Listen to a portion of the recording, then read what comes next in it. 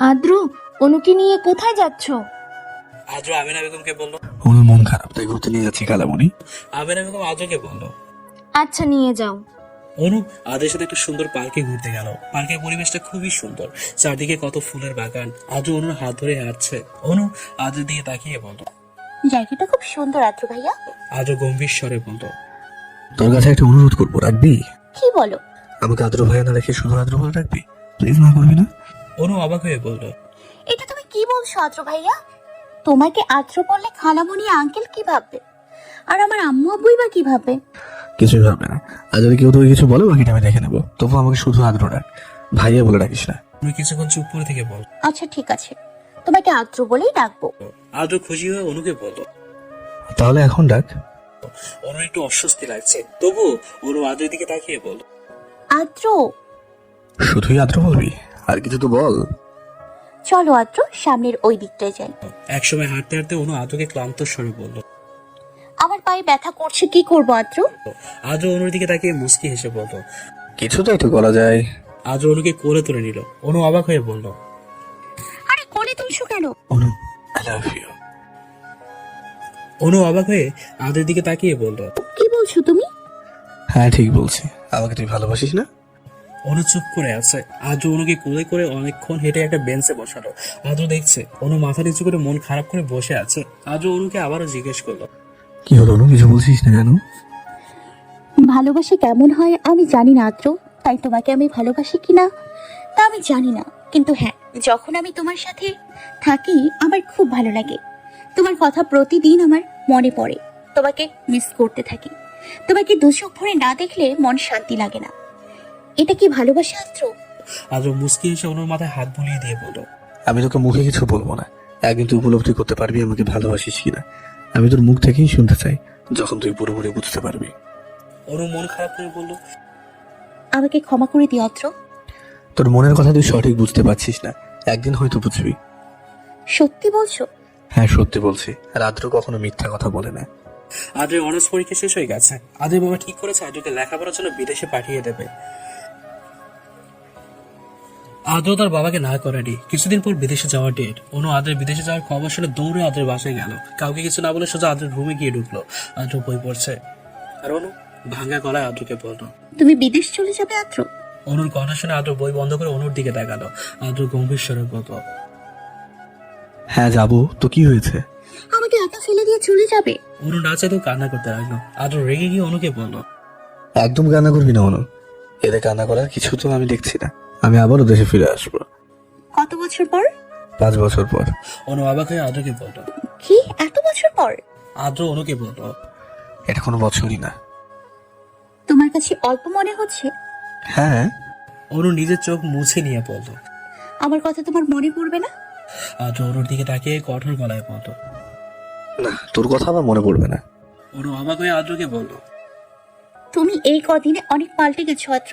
আদ্র গম্ভীর স্বরে অনুকে বলল, পাল্টানোটাই স্বাভাবিক। আমাকে বিদেশে গিয়ে ঠিক মতো পড়াশোনা করতে হবে, তোর পেছনে সময় নষ্ট করবার কোনো ইচ্ছা আমার নেই।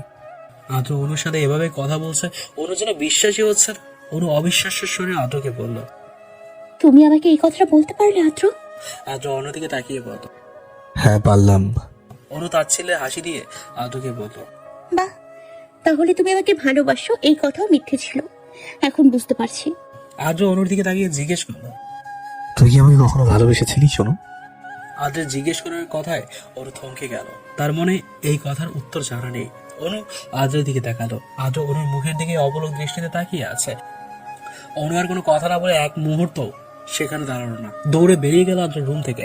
আদ্র অনুর যাওয়ার দিকে তাকিয়ে রইল, তারপর থম মেরে সোফায় বসে পড়ল। আদ্র কপালের ডান হাত থেকে মনে মনে বলল, আমি চলে গেলেও তুই আমাকে ভালোবাসবি বলবি না অনু। তার মানে তুই আমাকে ভালোবাসিস না। আমি শুধু তোকে বোকার মতো তোকে ভালোবেসে গেছি। একটা বার যদি বলতি আমাকে তুই ভালোবাসিস তাহলে বিশ্বাস কর আমি কোথাও যেতাম না। কিন্তু এখন আমাকে বিদেশ যাওয়া থেকে কেউ আটকাতে পারবে না। যেখানে তুই আমাকে ভালোবাসিস না সেখানে আমার এই দেশে থাকারও দরকার নেই। অনুর রাস্তায় শুকনো মুখে হাঁটতে লাগলো। অনুর নিজেকে কেমন পাগল পাগল মনে হচ্ছে। কেন আদ্রকে ভালোবাসি কিনা কথার উত্তর দিতে পারলো না, তা অনুর জানা নেই। অনুর বুকের মাঝে চিনচিনে ব্যথা করছে। কেন কষ্ট পাচ্ছে অনু বুঝতে পারছে না। অনু রাস্তায় হাঁটছে আর ভাবছে অনুকে আদ্রকে ভালোবাসে নাকি ভালোবাসে না। অনুর মন কেন সঠিক উত্তর দিতে পারছে না। আচ্ছা, আদ্র কি অনুকে সত্যি মন থেকে ভালোবাসে? তাহলে তাহলে বিদেশ চলে যাচ্ছে কেন? এত রাগী মানুষটা অনুকে ভালোবাসে তো? অনু বুঝতে পারছে না। 1 মাস হলো অনুর সাথে আদ্রের কথা হয় না। আদ্র অনুকে ফোন দেয় না। অনু আদ্রকে ফোন দিতে মন চাইলেও সেই মনের ইচ্ছেকে দমন করে চুপ করে বসে আছে। মনের কোথাও যেন অভিমান লুকিয়ে আছে। আমিনা বেগম অনুর রুমে এসে অনুকে মন খারাপ করে বসে থাকতে দেখলো। অনুর পাশে বসে আমিনা বেগম অনুকে জিজ্ঞেস করলো, অনু কি হয়েছে তোর? অনু আমিনা বেগমের দিকে তাকিয়ে বলল, কিছু হয়নি আম্মু। তাহলে মন খারাপ করে বসে আছিস কেন? এমনি কিছু ভালো লাগছে না। আজ দুপুরে আদ্র বিদেশে যাওয়ার জন্য রওনা দিবে। আদ্র লন্ডনে চলে যাবে, 5 বছর পর দেশে ফিরবে, তার আগে নয়। অনু অবাক হয়ে আমিনা বেগমকে বলল, কি বলছো আম্মু? তুমি আমাকে এতদিন বলনি কেন যে আদ্র ভাইয়া আজ লন্ডনে চলে যাবে? আমিনা বেগম মন খারাপ করে অনুকে বলল। আজ সকালেই তো জানতে পারলাম, না হলে তো তোকে আরো আগে বলতে পারতাম। অনু বুক ভরা কষ্ট নিয়ে আমিনা বেগমকে বলল, আম্মু ভালোই হয়েছে আদ্র ভাইয়া চলে যাবে। দরকার কি দেশে থাকার? শুধু আমাকে বকা দিত। ভাইয়া চলে গেলে কেউ আমাকে বকা দিতে পারবে না।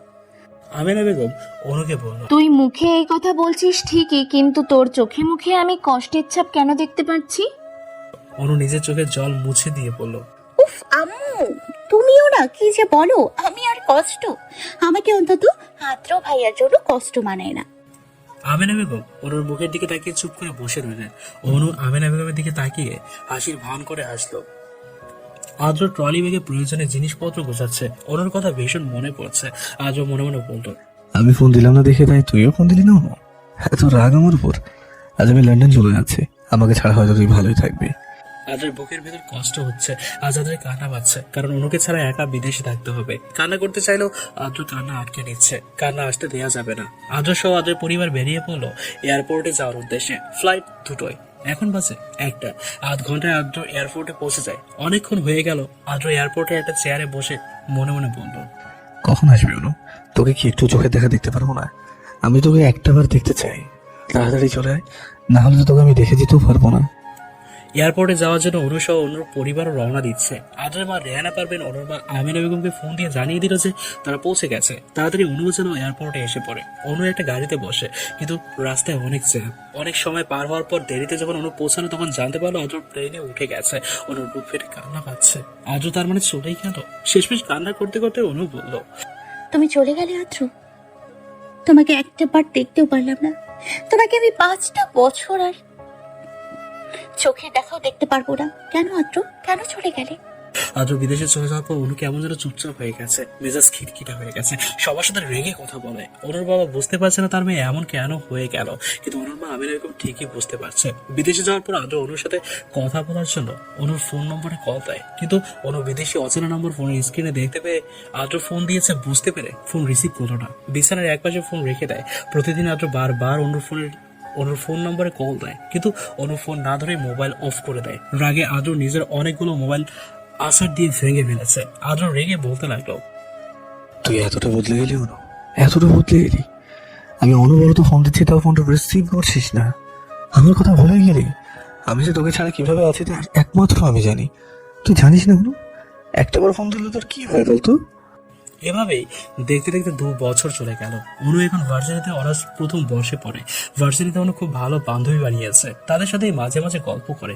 একদিন গল্পের মাঝে অনুর বান্ধবী নেহা অনুর হাতে তার বিয়ের কার্ড ধরিয়ে দেয়। অনু খুশি হয়ে বলল, তোর বিয়ের কার্ড? নেহা, তুই বিয়ে করেছিস? নেহা মুচকি এসে অনুকে বলল, হ্যাঁ, আমার বিয়ে, অবশ্যই তুই আসবি। তুই নাহলে আমি কিন্তু বিয়ে করব না। অনু হেসে নেহাকে বলল, তোর বিয়ে আর আমি আসবো না? এটা কি হয়? অবশ্যই আমি আসবো। বিয়ে বাড়িতে অনু লাল রঙের লেহেঙ্গা পরে চারদিকে ঘুরে বেড়াচ্ছে। অনুর মনটা আজ ভীষণ খুশি লাগছে। নিজের বান্ধবীর বিয়ে বলে কথা, মন তো খুশি লাগবে। অনু হেঁটে তার বান্ধবীর কাছে যাচ্ছিল, এমন সময় হঠাৎই একটা ছেলে অনুকে ধাক্কা দিয়ে পাশ কাটিয়ে তাড়াতাড়ি চলে যেতে লাগলো। অনু নিজেকে সামনে নিল। আরেকটু হলে অনু নিচে পড়ে গিয়ে ব্যথা পেত। অনু রেগে গিয়ে ছেলেটিকে বলল, এই ইডিয়েট, ধাক্কা দিলেন কেন? দেখে চলতে পারে না? কানা নাকি? ছেলেটা অনুর কথা দাঁড়িয়ে পড়লো। অনু এখনো ছেলেটার মুখটা দেখেনি। ছেলেটা পেছন ফিরে অনুকে রাগে দৃষ্টিতে তাকিয়ে বলল, আমি আপনাকে ইচ্ছে করে ধাক্কা দেইনি। আপনার সাহস হয় কি করে আমাকে ইডিয়েট কানা বলার? অনু ছেলেটার মুখের দিকে তাকালো। ছেলেটা দেখতে সুদর্শন, গায়ে গোল্ডেন কালারের পাঞ্জাবি পড়েছে। তখনই একটা মেয়ে দৌড়ে এসে ছেলেটাকে বললো। পল্লব ভাইয়া কি হয়েছে? অনু বুঝতে পারলো ছেলেটার নাম পল্লব। মেয়েটার দিকে তাকিয়ে পল্লব বলল, আরে বোন, কি হয়েছে না বলে এটা বল, কি হয়নি? এই যে সামনে দাঁড়ানো এই মিসকে দেখতে পাচ্ছ, ইনি আমাকে বকা দিয়েছে, আমি ভয় পেয়ে দাঁড়িয়ে আছি। অনু পল্লবকে কড়া গলায় বলল। আপনি আমাকে ধাক্কা দেবেনই বা কেন? চোখে দেখেন না আপনি কি অন্ধ? মেয়েটা অনুকে বলল। আপু পল্লব ভাইয়া তো বললো তোমাকে ইচ্ছা করে ধাক্কা দেয়নি, ভুল করে তো ধাক্কা লেগে গিয়েছে। পল্লব ভাইয়াকে আর কিছু বলো না। অনুর রাগে জোরে জোরে নিঃশ্বাস নিতে লাগলো। পল্লব অনুর দিকে তাকিয়ে বলল, রাগ হচ্ছে আমার উপর? আপনার রাগ ঠান্ডা করার জন্য ঠান্ডা পানি এনে দিতে পারি, আপনার নিজের মাথায় ঠান্ডা পানি ঢেলে মাথা ঠান্ডা করবেন। অনু রাগী স্বরে পল্লবকে বলল। আমার মাথায় ঠান্ডা পানি দেওয়ার প্রয়োজনও নেই, নিজের চরকায় তেল দিন। অনু পল্লবের সামনে থেকে চলে গেল। পল্লব অনু যাওয়ার দিকে তাকিয়ে হেসে বলল। মেয়েটা অদ্ভুত কিন্তু ভীষণ রাগী। স্টেজের পাশে এক কোণায় অনু দাঁড়িয়ে আছে। নেহা ও নেহার সদ্য বিয়ে করে স্বামী স্টেজের সোফায় বসে আছে, সবাই ছবি তুলছে। অনুর এখানে দাঁড়িয়ে দেখতে ভালো লাগছে না। হঠাৎ অনুর পাশে পল্লব এসে দাঁড়ালো। অনু পল্লবকে দেখে অবাক হয়ে বলল, আপনি এখানে? তো কোথায় থাকবো, বিদেশে? বিদেশের? কথাটা শোনার পর অনুর বুকে ব্যথা হতে লাগলো, কষ্টে পুরো শরীর ভারী হতে লাগলো। অনুর আদ্রের কথা মনে পড়তে লাগলো। অনুর চোখের কোণে পানি চলে আসলো। পল্লব অনুর মুখের দিকে তাকিয়ে দেখতে পেলো অনুর চোখের কোণে পানি। পল্লবের নাচে তো অনুর চোখের পানি দেখে খারাপ লাগলো। পল্লব আবার অনুকে জিজ্ঞেস করলো, আপনি ঠিক আছেন? অনু হাসার চেষ্টা করে পল্লবকে বলল। হ্যাঁ আমি ঠিক আছি। পল্লব সন্দেহী গলায় বলল, মনে তো হচ্ছে না যে আপনি ঠিক আছেন, আমার তো মনে হচ্ছে আপনি কোনো কারণে খুব কষ্টে আছেন, তাই আপনার চোখে জল দেখতে পারছি। অনু অবাক হয়ে পল্লবের দিকে তাকালো। অনুকে অবাক হয়ে তাকিয়ে থাকতে দেখে পল্লব অনুকে জিজ্ঞেস করলো, কি হলো, কিছু বলছেন না কেন? অনু গম্ভীর স্বরে বলল, কি বলবো? এই যে আপনি কোনো বিষয়ে কষ্টে আছেন কিনা? আমার কোনো কষ্ট নেই। রিয়েলি? হ্যাঁ। পল্লব অনুকে জিজ্ঞেস করলো, আপনার নাম কি? অনু বিরক্তির স্বরে পল্লবকে বলল। আমার নাম অনু। পল্লব হাসি খুশি ভাবে অনুকে বলল। অনু, নাইস নেম। বেশ অনেকক্ষণ নীরবতার পর পল্লব আবারও অনুর দিকে তাকিয়ে বলল, আমার নাম জিজ্ঞেস করলেন না? অনু পল্লবের মুখের দিকে তাকালো, কিন্তু কিচ্ছু বলল না। পল্লব হেসে অনুকে বলল, আমার নাম পল্লব। ও হ্যাঁ, একটু আগে আপনার নাম শুনেছিলাম। তাই নাকি? কই, আমাকে তো বললেন না। শুধু শুধু কষ্ট করে নিজের নামটা বলতে গেলাম। তাহলে নাম না বললেই পারতেন। পল্লব অনুকে আবারও বলল। আজকে আমার ছোট বোনের বিয়ে।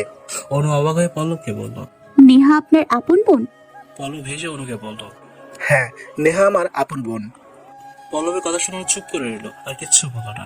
একটা টেবিলে অনেকগুলো জুস আর কোল্ড ড্রিঙ্কস রাখা। পল্লব সেখান থেকে অরেঞ্জ জুস হাতে নিয়ে অনুর দিকে বাড়িয়ে দিয়ে বলল, অরেঞ্জ জুসটা খেয়ে দেখুন, আপনার ভালো লাগবে। অনু মুচকি হাসার চেষ্টা করে বলল। না লাগবে না। পল্লব বিরক্তির স্বরে অনুকে বলল, আপনি মেয়েটা একটু বেশি চুপচাপ। এত চুপচাপ আর রাগে কেন আপনি? প্রেম করে ছ্যাঁকা খাইছেন? অনু পল্লবের কথা শুনে পল্লবের দিকে তাকিয়ে বলল। মানে কি বলছেন আপনি? হ্যাঁ, আমি কোনো প্রেম করে ছাকা খাইনি। পল্লব মুচকি এসে অনুকে বলল, তাহলে একটু হাসুন, হাসলে আপনাকে দারুণ লাগে। অনু বিরক্ত হয়ে পল্লবের সামনে থেকে চলে গেল। পল্লব অনুর পিছন পিছন হাঁটতে লাগলো। অনু দাঁড়িয়ে গিয়ে রাগীর স্বরে পল্লবকে বলে উঠল, সমস্যা কি আপনার? আমার পেছন পেছন আসছেন কেন? আমার পেছন পেছন আসবেন না। পল্লব অবাক হয়ে অনুকে বলে উঠল, আমি কই আপনার পেছন পেছন আসলাম? এই যে এখন আমার পেছনে দাঁড়িয়ে আছেন। আমি ওই দিকটা একটু যাচ্ছিলাম, কারণ আমার বন্ধুরা ওই দিকেই দাঁড়িয়ে আছে। অনু সামনে তাকিয়ে দেখলো বেশ কিছু দূরে অনেকগুলো ছেলে আড্ডা দিচ্ছে। অনু ভুল বুঝতে পেরে কিছুটা ঘাবড়ে গিয়ে পল্লবকে শান্ত স্বরে বলে উঠল, I am sorry. It's okay Anu. Anu তাড়াতাড়ি করে সামনের দিকে হেঁটে চলে গেল। পল্লব মনে মনে বিড়বিড় করে বলল, মেয়েটা অদ্ভুত, রাগের সাথে পাগলিও। নেহার বিয়ের অনুষ্ঠান শেষ হলো। অনু নিজের বাড়িতে চলে আসে। পল্লবের ব্যাপারে আর কোনো কিছু জানার আগ্রহ নেই, তাই অনু জানতেও চাইল না। রাতে অনু বিছানায় শুয়ে আছে। প্রতিটা মুহূর্তেই অনু আদ্রকে অনুভব করে, কিন্তু কখনো প্রকাশ করে না। রাত হলেই অনুর বুকের ভেতর চাপা কষ্ট ভর করে। আদ্রের কথা ভীষণ মনে পড়ে। আদ্র আজও অনুর ফোনে কল দেয়, কিন্তু অনু ফোন ধরে না। অনু মনে মনে ভাবছে, কেন আদ্র সেদিন অনুর জন্য একটু অপেক্ষা করলো না। যাওয়ার আগে অনুকে দেখার জন্য আদ্রের মনকে একটু উতলা হয়নি। অনু সেদিন আদুকে দেখতে পেল না, একটু জড়িয়ে ধরে কাঁদতেও পারল না। সেদিন অনুর মনের অবস্থা কি হয়েছিল আদুকে জানে না। আদ্রের ফোন অনু ধরবে না যতদিন না পর্যন্ত আদ্র দেশে ফিরেছে, ঠিক ততদিন পর্যন্ত অনু আদ্রের ফোন ধরবে না। আদ্র অনুর মতোই কষ্ট পায়। অনুর সাথে কথা বলার জন্য নিশ্চয়ই আদ্রও ছটফট করছে। সেই ছটফট সেদিন এয়ারপোর্টে অনু করেছিল, কিন্তু আদ্র চলে গিয়েছিল। কেন চলে গেল আদ্র লন্ডনে? অনুকে ফেলে রেখে যেতে আদ্রর বুকটা একটুও কাঁপলো না। অনু চোখ বন্ধ করে শুয়েছিল। ঠিক কিছুক্ষণ পর ফোনটা বেজে উঠলো। অনু চোখ মেলে তাকিয়ে দেখলো আদ্র ফোন করেছে, তাই অনু রিসিভ করলো না। ওদিকে আদ্র অনবরত ফোন দিতে দিতে একসময় হাল ছেড়ে দিয়ে চেয়ারে বসে পড়ে। আদ্র নিজ মনে বলল,